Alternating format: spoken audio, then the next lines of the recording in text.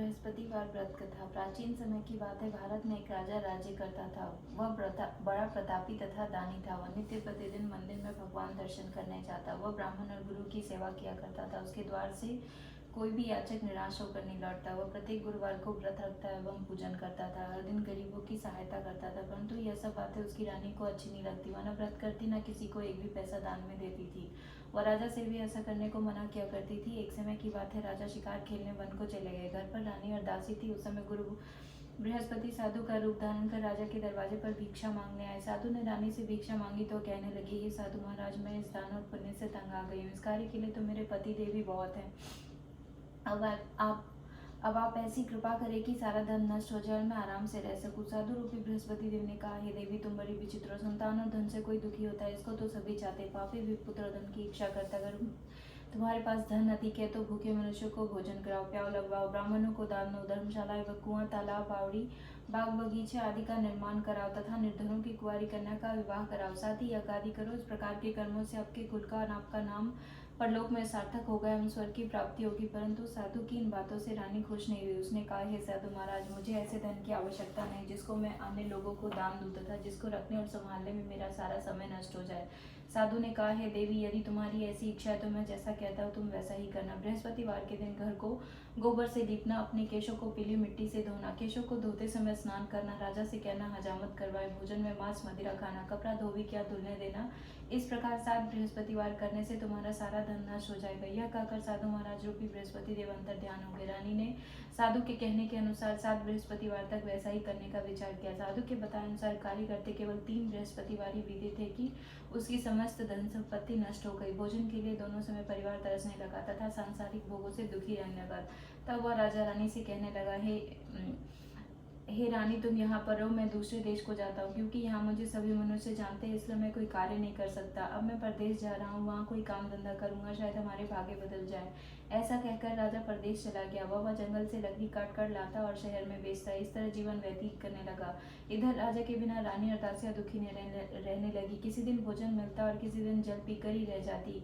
एक समय रानी और दासी को 7 दिन तक बिना भोजन के व्यतीत करना पड़ा तो रानी ने अपनी दासी से कहा, हे दासी, यहाँ पासी के नगर में मेरी बहन रहती है, बड़ी धनवान है, तो उसके पास जा और 5 सेर पेजर मांग कर ले आ, जिससे कुछ समय के लिए गुजर हो जाएगी। दासी रानी की बहन के पास गई। रानी की बहन उस समय पूजा कर रही थी। बृहस्पतिवार का दिन था। दासी ने रानी की बहन से कहा, हे रानी, मुझे आपकी बहन ने भेजा है, मुझे 5 सेर पेजर दे दो। दासी ने यह बात अनेक बार कही, परंतु रानी की बहन ने कोई उत्तर नहीं दिया, क्योंकि वह उस समय बृहस्पतिवार की कथा सुन रही थी। जब दासी को रानी की बहन से कोई उत्तर नहीं मिला तो बहुत दुखी हुई।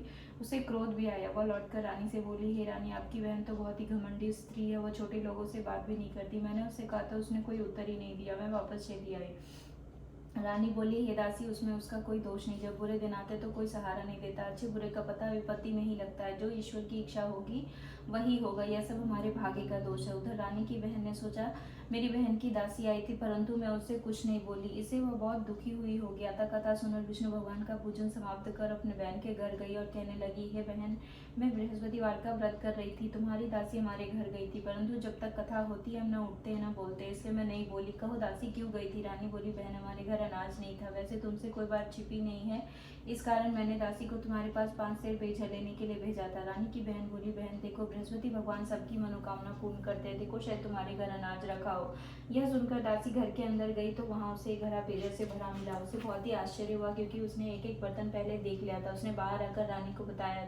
दासी अपनी रानी से कहने लगी, हे रानी देखो, वैसे जब हमको अन्न नहीं मिलता तो हम रोज ही व्रत करते हैं। अगर इनसे व्रत की विधि और कथा पूछ ली जाए तो उसे हम भी किया करेंगे।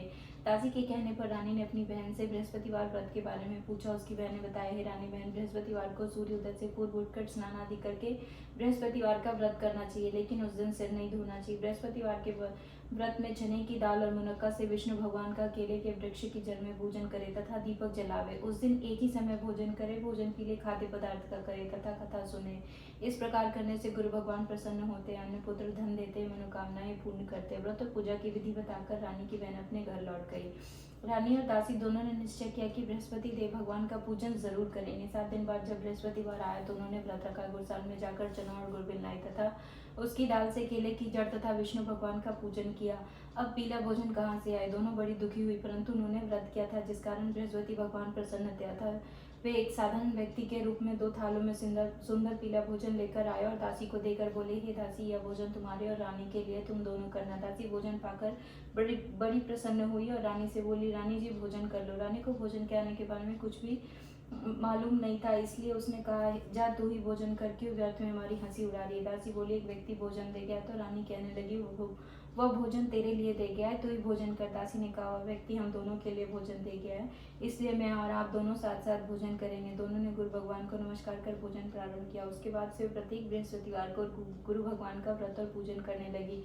बृहस्पति भगवान की कृपा से उनके पास धन हो गया, परंतु फिर रानी पहले की तरह आलस्य करने लगी। तब दासी बोली, देखो रानी, तुम पहले भी इस प्रकार आलस्य करती थी, तुम्हें धन को रखने में कष्ट होता था, इस कारण सभी धन नष्ट हो गया। गुरु भगवान की कृपा से तुम्हें धन मिला है, तो फिर तुम्हें आलस्य होता है। बड़ी मुसीबतों के बाद हमने यह धन पाया है तुम्हें, इसलिए तुम्हें दान पुण्य करना चाहिए। तुम भूखे मनुष्यों को भोजन कराओ, प्याव लगवाओ, ब्राह्मणों को दान दो, कुआं तालाब बावड़ी आदि का निर्माण कराओ, मंदिर पाठशाला बनवाकर दान दो, कुंवारी कन्या का विवाह कराओ, धन को शुभ कार्यों में खर्च करो, जिससे तुम्हारे कुल का यश बढ़े तथा स्वर्ग प्राप्त हो और पितृ प्रसन्न हो। दासी की बात मानकर रानी इसी प्रकार के कर्म करने प्रारंभ कर दिए, जिससे उसका काफी यश फैलने लगा।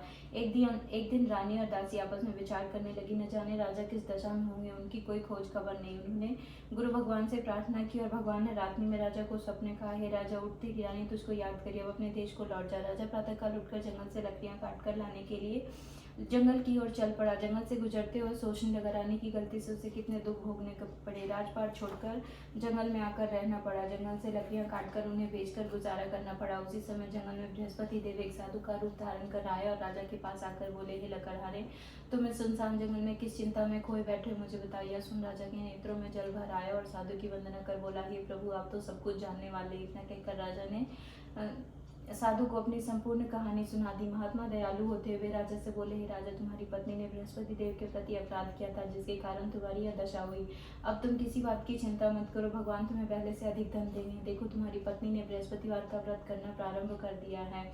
अब तुम भी बृहस्पतिवार का व्रत करके चने की दाल और गुड़ जल के लोटे में डालकर पूजन करो, फिर कथा कहो या सुनो, भगवान तुम्हारी सब मनोकामनाओं को पूर्ण करेंगे। साधु को प्रसन्न देखकर राजा बोला, हे प्रभु, मुझे लकड़ी बेचकर इतना पैसा भी नहीं बचता जिससे मैं भोजन के उपरांत कुछ बचा सकूं। मैंने रात्रि में रानी को व्याकुल देखा है, मेरे पास कोई ऐसा साधन नहीं जिससे मैं उसका समाचार जान सकूं। फिर मैं बृहस्पति देव की क्या कहानी कहूं, मुझको तो वह भी मालूम नहीं।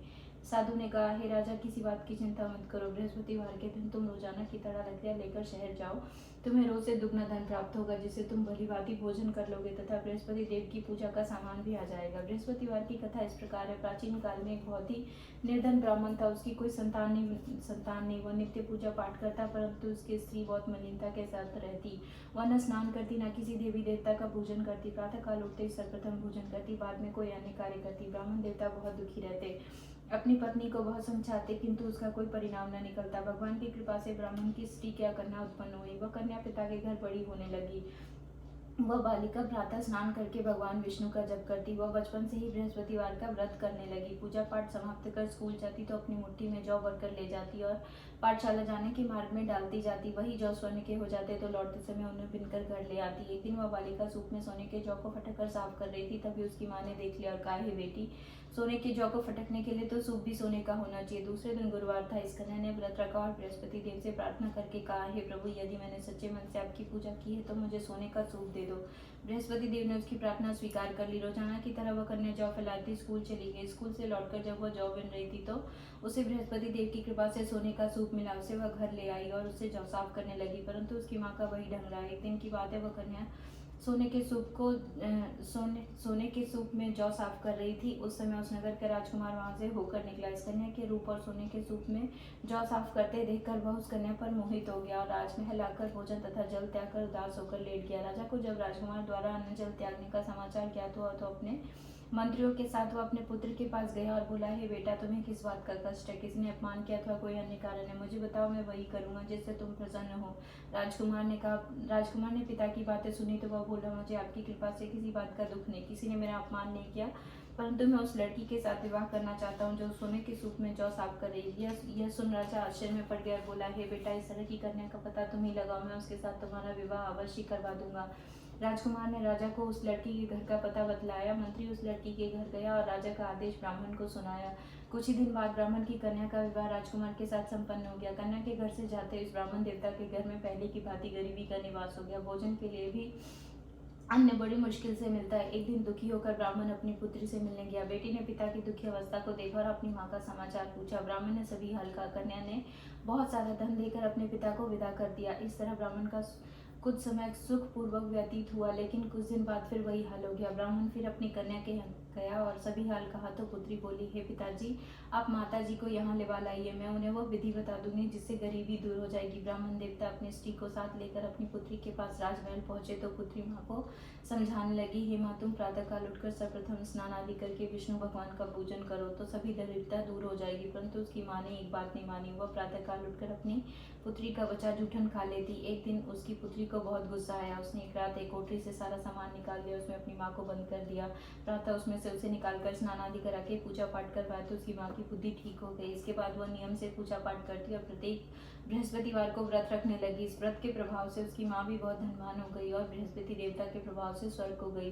ब्राह्मण भी सुखपूर्वक इस लोक का सुख भोग कर स्वर्ग को प्राप्त हुए। इस तरह कहानी कहकर साधु देवता लोप हो गए। धीरे धीरे समय व्यतीत होने पर फिर बृहस्पतिवार का दिन आया। राजा जंगल से लकड़ी काटकर किसी शहर में बेचने गया। उसे उस दिन और दिनों से अधिक धन मिला। राजा ने चना गुड़ आदि लाकर बृहस्पतिवार का व्रत किया। उस दिन से उसके सभी क्लेश दूर हो गए। परंतु जब अगला गुरुवार आया तो वह बृहस्पतिवार का व्रत करना भूल गया। इस कारण बृहस्पति भगवान नाराज हो गए। उस दिन उस नगर के राजा ने विशाल यज्ञ का आयोजन किया अथवा अपने समस्त राज्य में घोषणा करवा दी कि कोई भी मनुष्य अपने घर में भोजन न बनाए तथा आग भी न जलाए। समस्त लोग मेरे यहाँ भोजन करने आवे। जो इस आज्ञा को न मानेगा उसको फांसी की सजा दी जाएगी। राजा की आज्ञा अनुसार राज्य के सभी वासी राजा के भोज में सम्मिलित हुए, लेकिन लकड़हारा कुछ देर से पहुंचा, इसलिए राजा उसको अपने साथ महल में ले गया। जब राजा लकड़हारे को भोजन करा रहा था तो रानी की दृष्टि उस खूंटी पर पड़ी जिस पर उसका हार लटका हुआ था। उसे हार खूंटी पर लटका दिखाई न दिया। रानी को निश्चय हो गया कि मेरा हार उसी लकड़हारे ने चुरा लिया। उसी समय सैनिक बुलवाकर उसको जेल में डलवा दिया। जब लकड़हारा जेल खाने में गया तो बहुत दुखी होकर विचार करने लगा, न जाने कौन से पूर्व जन्म के कर्म से मुझे यह दुख प्राप्त हुआ, और उसी साधु को याद करने लगा जो उसे जंगल में मिला था। तत्काल बृहस्पति देव साधु के रूप में प्रकट हो गए और उसकी दशा को देखकर कहने लगे, अरे मूर्ख, तूने बृहस्पति देवता की कथा नहीं कही जिस कारण तुझे यह दुख प्राप्त हुआ। अब चिंता मत कर, बृहस्पतिवार के दिन जेल खाने के दरवाजे पर 4 पैसे पड़े मिलेंगे। तू उनसे बृहस्पति देव की पूजा करना तो तेरे सभी कष्ट दूर हो जाएंगे। अगले बृहस्पतिवार उसे जेल के द्वार पर 4 पैसे पड़े मिले। राजा ने पूजा का सामान मंगवाकर कथा कही तथा प्रसाद बांटा। उसी रात्रि को बृहस्पति देव ने उस नगर के राजा को स्वप्न कहा, हे राजा, तूने जिस आदमी को जेल खाने में बंद कर रखा है निर्दोष है, वह राजा है, उसे छोड़ दे। रानी का हार उसी खूंटी पर लटका हुआ है। अगर तू ऐसा नहीं करेगा तो मैं तेरे राज्य को नष्ट कर दूंगा। राजा प्रातःकाल उठा और खूंटी पर हार टंगा देकर लकड़हारे को बुलाकर क्षमा मांगी तथा राजा के योग्य सुंदर वस्त्र आभूषण भेंट कर उसे विदा किया। गुरुदेव की आज्ञा अनुसार राजा अपने नगर की ओर चल दिया। जब राजा नगर के निकट पहुंचा तो उसे बहुत ही आश्चर्य हुआ कि नगर में पहले से अधिक बाग, तालाब, कुएं तथा बहुत सी धर्मशालाएं, मंदिर आदि बने हुए थे। राजा ने पूछा, यह किसका बाग और धर्मशाला है? तो नगर के सभी लोग कहने लगे, यह सब रानी और दासी द्वारा बनवाए गए। राजा को आश्चर्य हुआ और गुस्सा भी आया। जब रानी ने खबर सुनी राजा आ रहे तो उसने अपनी दासी से कहा, हे दासी, देख राजा हमको कितनी बुरी हालत में छोड़ गए थे। वह हमारी ऐसी हालत देखकर लौट न जाए, इसलिए तू दरवाजे पर खड़ी हो जा। रानी की आज्ञा अनुसार दासी दरवाजे पर खड़ी हो गई। जब राजा आए तो उन्हें अपने साथ महल लेवा लाई। तब राजा ने क्रोध करके अपनी तलवार निकाली और पूछने लगा, बताओ यह धन तुम्हें कैसे प्राप्त हुआ है? तब रानी ने बताया, यह सब धन हमें बृहस्पति देव के व्रत के प्रभाव से प्राप्त हुआ है। राजा ने तब निश्चय किया कि 7 दिन बाद तो सभी बृहस्पति देव का पूजन करते, परंतु मैं रोजाना दिन में 3 बार कथा कहा करूंगा तथा रोज व्रत किया करूंगा। अब हर समय राजा के दुपट्टे में चने की दाल बनी रहती तथा दिन में 3 बार वह कथा कहता। एक रोज राजा ने विचार किया कि चलो अपनी बहन के यहाँ हो आवे। इस तरह का निश्चय कर राजा घोड़े पर सवार होकर अपनी बहन के यहाँ चल दिया। मार्ग में उसने देखा कुछ आदमी एक मुर्दे को लिए जा रहे। उन्हें रोककर राजा कहने लगे, अरे भाई, मेरी बृहस्पतिवार की कथा को सुन लो।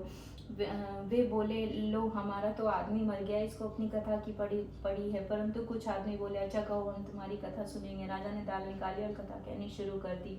जब कथा आदि हुई तो मुर्दा हिलने लगा तथा जब कथा समाप्त हुई तो राम राम करते हुए मुर्दा खड़ा हो गया। राजा आगे बढ़ा। चलते चलते शाम हो गई। आगे मार्ग में उसे एक किसान खेत में हल चलाता मिला। राजा ने उससे बोला, अरे भाई, मेरी बृहस्पतिवार की कथा सुन लो। किसान बोला, जब तक मैं तेरी कथा सुनूंगा तब तक 4 रैया खेत जोत लूंगा। जा अपनी कथा किसी और को सुनाना। राजा आगे चलने लगा। राजा के हट्टे बैल पछाड़ खाकर गिर गए तथा किसान के पेट में बहुत तेज दर्द होने लगा। उसी समय किसान की माँ रोटी लेकर आई। उसने जब यह देखा तो अपने पुत्र से सारा हाल पूछा। बेटे ने सभी हाल कहा। बुढ़िया दौड़ी दौड़ी उस घुड़सवार के पास गई और उससे बोली, मैं तेरी कथा सुनूंगी, तू अपनी कथा मेरे खेत पर चलकर ही कहना। राजा ने लौटकर बुढ़िया के खेत पर जाकर कथा कही, जिसको सुनते ही बैल खड़े हो गए तथा किसान के पेट का दर्द भी बंद हो गया। राजा अपनी बहन के घर पहुंचा। बहन ने भाई की खूब मेहमानी करी। दूसरे रोज प्रातःकाल राजा जागा तो हुआ देखने लगा कि सभी लोग भोजन कर रहे हैं। राजा ने अपनी बहन से पूछा, कोई ऐसा मनुष्य नहीं जिसने भोजन न किया और जो मेरी बृहस्पतिवार की कथा सुन ले? तो बहन बोली, हे भैया, यह देश ऐसा ही है। पहले यहाँ के लोग भोजन करते, बाद में कोई अन्य कार्य करते। अगर पड़ोस में कोई हो तो मैं देख आती हूँ। ऐसा कहकर बहन देखने चली गई, परंतु उसे ऐसा कोई भी व्यक्ति नहीं मिला जिसने भोजन न किया हो। फिर वह एक कुम्हार के घर गई जिसका लड़का बीमार था। उसे मालूम हुआ उसके यहाँ 3 दिन से किसी ने भोजन नहीं किया। रानी ने अपने भाई की कथा सुनने के लिए कुम्हार से कहा तो वह तैयार हो गया। राजा ने जाकर बृहस्पतिवार की कथा कही, जिसको सुनकर उसका लड़का ठीक हो गया। अब तो राजा की प्रशंसा होने लगी। एक दिन राजा ने अपनी बहन से कहा, हे बहन, मैं अपने घर जाऊंगा, तुम भी तैयार हो जाओ। राजा की बहन ने अपनी सास से भाई के साथ जाने की आज्ञा मांगी तो सास बोली, चली जा, परंतु अपने लड़कों को मत ले जाना, क्योंकि तेरे भाई को कोई संतान नहीं होती। बहन ने अपने भाई से कहा, हे भैया, मैं तो चलूंगी, परंतु कोई बालक नहीं जाएगा। राजा ने कहा, जब कोई बालक ही नहीं चलेगा तो तुम जाकर ही क्या करोगी? दुखी मन से राजा अपने नगर को लौट आया। राजा ने अपनी रानी से कहा, अपनी संतान है, इसलिए हमारे घर कोई आना पसंद नहीं करता। इतना कहकर वो बिना भोजन आदि किए शैया पर लेट गया। रानी बोली, हे प्रभु, बृहस्पति देव ने हमें सब कुछ दिया है, अतः वे हमें संतान भी अवश्य देंगे। उसी रात बृहस्पति देव ने राजा को स्वप्न में कहा, हे राजा, उठ, सभी सोच त्याग दे, तेरी रानी गर्भवती है। राजा को यह जानकर बड़ी खुशी हुई। 9वें महीने रानी के गर्भ से एक सुंदर पुत्र पैदा हुआ। जब राजा की बहन ने यह शुभ समाचार सुना तो बहुत खुश हुई तथा बधाई लेकर अपने भाई के यहाँ आई। तभी रानी ने कहा, घोड़ा चढ़कर नहीं आई, गधा चढ़ी आई। राजा की बहन बोली, भाई, मैं इस प्रकार न कहती तो तुम्हें औलाद कैसे मिलती? बृहस्पति देव ऐसी, जिसके मन में जो कामनाएं रहते हैं सभी को पूर्ण करते हैं। जो सद्भावना पूर्वक बृहस्पतिवार का व्रत करता है एवं कथा पढ़ता है अथवा सुनता है या दूसरों को सुनाता है, बृहस्पति देव उनकी सभी मनोकामनाएं पूर्ण करते हैं। बृहस्पति देव उनकी सदैव रक्षा करते हैं। जो संसार में सद्भावना और सच्चे हृदय से बृहस्पति देव का पूजन करते हैं, उनकी सभी मनोकामनाएं उसी प्रकार पूर्ण होती हैं जैसे राजा और रानी ने बृहस्पति देव की कथा का गुणगान किया है।